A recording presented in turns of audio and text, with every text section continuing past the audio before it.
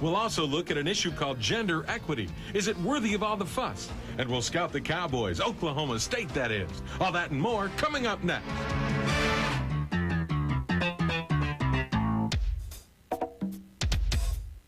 Michigan Replay. Hello, everybody, and welcome to Michigan Replay. 17-17, Michigan and Notre Dame. And Sunday morning, and Gary Moeller, you're still mad about that. Well, there's no question, Jim. Very frankly, I just felt we could go into South Bend. We could win this game. We had a couple things going against us, but I still felt good about our football team, and in some ways still do, but very disappointed because of that loss. You know, there are strange things that happen in South Bend, and it happened right off the bat in this one. The coin toss, they win the toss, defer, and yet they get the ball at the start of the game and the ball at the second half. What happened? Well, I think as a head coach, you got to take the responsibility of that. I instructed the captains. I was heavy on which way we wanted to kick and maybe overemphasized that point. But I did mention if they defer, we obviously want the football, but I don't know. So you got to accept that as the responsibility of the head coach, and you got to teach it better. Early going, they worked the passing game pretty good. You took Bettis pretty good out of the game. They hurt us with some option passing, and then here Rick Meyer shows his scrambling ability, which they have, and they pin our one receiver in right there, our defensive back, and get outside. But he's a good quarterback. But I felt, Jim, other than the tackling, which I think would have been better. Here's a great example. Look at all these missed tackles. And this is a great run by Brooks, and Coleman Wallace come over and basically kind of knocked the wind out of, or semi-knocked Brooks out on that particular play. But we didn't tackle well in the first half. I knew we'd do it better in the second half because we'd have some experience. Here Elvis is rolling. He does a good job here, and threw the ball other than a couple occasions on key interceptions that hurt us. Got the ball to our receivers. At this point, you're trailing 7-0, and you start to get the running game going, and that was a problem. It never really came all the way around. Your timing's off a little bit. Your kids don't get a chance to see themselves doing the blocking in the game, and it was just not what we wanted. And here Elvis just threw behind a little bit. We should have broke that up. I guess it was intercepted. The ball come out on the ground, but we should have broken that up as well, and we should have got the ball out in front. There's another couple missed tackles, and Becking goes up the middle. They alternated their tailbacks a little bit, and I think did a good job with that. But the defense keeps coming up with big plays. We came up with 3 big fumbles against them. Martin Davis right there. Matt Dyson was in good shape on the reverse. Had they have made the handoff, I think we'd have thrown him for negative yardage. Then we come back, and we rolled the ball here a little bit. We moved it at times very well. Elvis hitting Tony McGee here, but we should have put it in the end zone more, and we had the opportunities. Elvis always had great protection. That's one good thing about this game. Right, I think we did a better job protecting him. Derek makes a great catch here. The other thing is, Jim, is that they just sit there and waited for the draws, and screens didn't work very well because they had great intention of stopping those. Tyrone Wheatley makes a great catch, shows his strength and speed here, picks up a great block by Derek Alexander, and goes in the end zone to tie it right before half. And that was it, 7-7 at halftime. And you said that you knew you would get better in the second half, whereas you didn't think Notre Dame would improve that much. Right. Well, I said it this way, Jim. I know we would improve more than Notre Dame would because this was kind of our opening half. And that's what I told the kids at halftime. It's simply one thing. It's the old thing of football, blocking and tackling, that we have to do better. And we came out there and did those a little better and held them scoreless clear up until the fourth quarter and went ahead 17-7. And that's what's really disheartening about this tie. Yeah, we'll be back, and we'll talk about the second half in a minute. But first, let's hear from one of the defensive standouts up front for the Wolverines after the Notre Dame tie. First half, we made a lot of first-game mistakes, missing a lot of tackles. I know personally the up front guys, the first half, we made a lot of mistakes that we shouldn't have made. But, we came out 7-7, so, it's just kind of one of those disappointing things.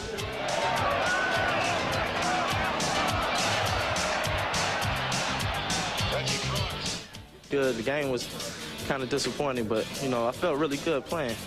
I know that the coaches still have confidence to throw me the ball, and, missing that first one and coming right back with another long pass, it shows that they still have confidence in me. Certainly Derek Alexander had a nice day against Notre Dame, but it wasn't nice enough. And before we went to the break, you said this Notre Dame loss Does it feel like a loss to you? Yeah, in many respects, because you know you work so hard and you put so much into this, and you have to say it's better than losing a game, Jim. There's no question about that. But I just feel so sad in many respects for the kids because how hard they worked and how we, I think, had them believing. But we're going to be a good football team. Second half, tied up 7-7. 3rd and 7. Yeah, they Meyer make a big play. Gets the ball to Dawson on a good slant pass, and some of that was a coverage and things, but in many respects, we did a good job. Now, here we block a field goal. Nate Holdren tipping the ball, and Corwin Brown knocking it down, as you'll see here. Yeah, Holdren got it with his right hand, and then it went into the belly of Corwin Brown. You dodge a bullet there, and then you really start to take control. Right. We hit Bernie Leggett, and he runs well up the middle. You know, you'd like to get him the ball a couple more times than what we did, and we will do that. Then Jesse comes back with a good run. So, you know, we're moving the ball the way we should, and we want to get down there, obviously, and come away with some points. Here on 4th and 3, we go to Bernie Leggett in a flat and pick up 15, 20 yards. You're a riverboat gambler a little bit Saturday. Right. We tried that in the first half, and it didn't work out. And here was a good moment for Pete Elzalovic, who was our field goal kicker, his first attempt in South Bend. That was a great kick. Well, that's going to help some confidence in his part. All right. There's no question about that. Here, Bettis goes up the middle, and we hit him, and then Corwin Brown comes in and strips the ball from him, and it goes in the arms of Steve Morrison and gives us good field position.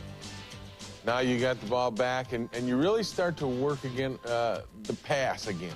Right. Here we hit Walter Smith on an excellent run after he catches the ball, dodging people. Walter's a strong kid and likes to run with that football, and he did that at McKenzie High School as a high school player. You open the 4th quarter and go for it all. Right. Derek runs a good route here, and Elvis puts the ball out there where it's really easy for him to catch and makes great play there because we wanted to, again, mix it up, and those are the things we have to do.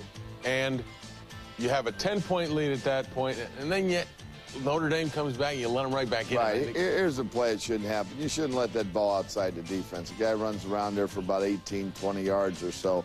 Bettis, who's a good back, but he shouldn't have that kind of opening. Then Rick Meyer comes back on a 4th and 10 and picks up 11 yards, which is a key first down for them to keep a drive going, obviously. Then they come back under pressure on what I thought was a very fine play, particularly for a young freshman, but it's a good play here. Strips the guy after the ball hits his chest, and they get pass interference, put the ball on the 3. And then Bettis goes in, and that makes it a 17-14 game and a very, very difficult call by an official. Then you come back, and this is the last thing you want to see. Right. We had a couple plays here, it didn't work, and a linebacker steps in front of Walter Smith there and picks off a pass. Gives them excellent field position. However, I will say our defense came up with a big stop. Here's Matt Dyson putting some pressure on Rick Meyer, getting a little pass rush here, and he really throws the ball away. But there's a receiver in the area, so there's no penalty.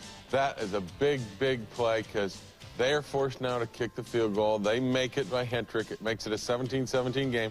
But you come back with the opportunity to win it, and you do just what you want to do. Jim, exactly what we wanted to do. Control the ball. Here Elvis is on a bootleg type of pass, runs for a first down, crucial first down there on about 3rd and 3.